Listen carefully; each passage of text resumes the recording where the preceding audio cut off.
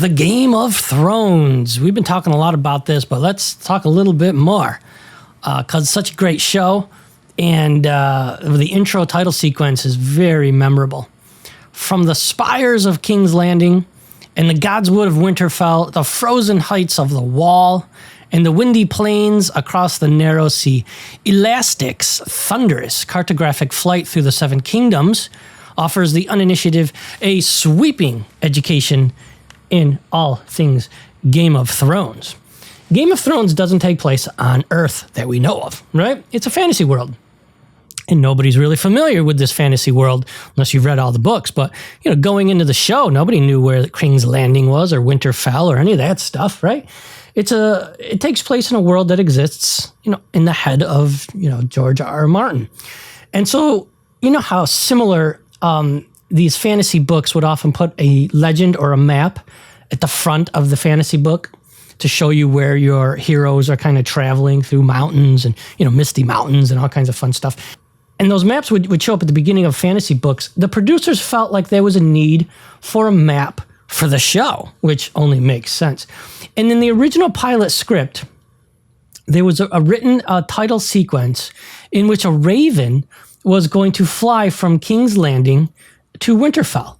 And they did some concept sketches around that idea. But when the pilot was shot, they called everybody in and they said, look, people are confused about where they are.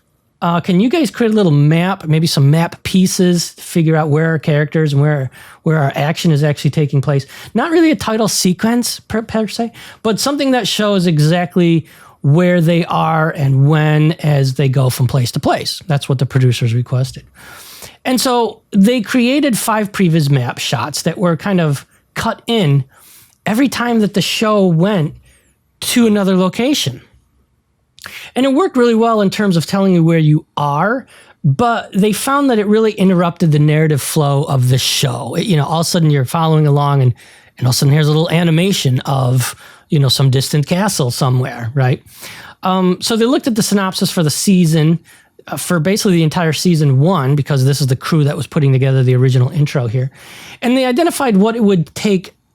They would take all these little interstitial shots for all 10 episodes.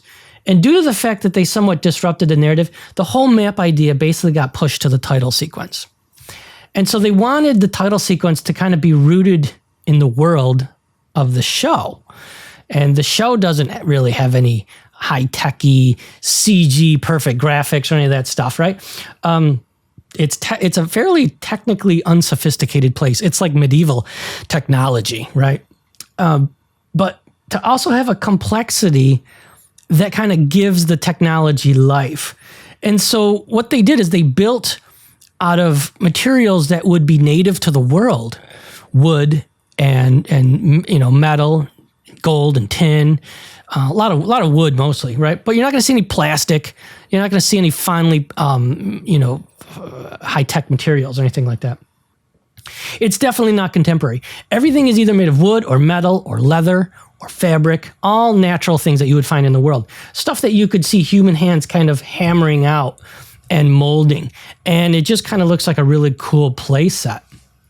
And, you know, a funny story occurred when the crew, the studio, built the entire intro sequence. And they brought it to HBO and they showed it to HBO in the first time.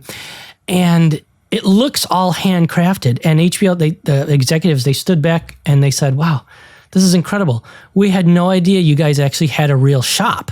They thought it was actually all completely handcrafted. Of course, none of it is. It's all 100% computer-generated imagery. And the producers of the imagery, the artisans, will tell you that 80% of everything you see above the table, so to speak, 80% of it all is actually underneath the table. So it's ready and waiting to be revealed above the table, you know, to make all this stuff actually work. And it just comes through, and it's just one of the most memorable sequences. Let's take a quick look at some of the beautiful work of the Game of Thrones intro sequence.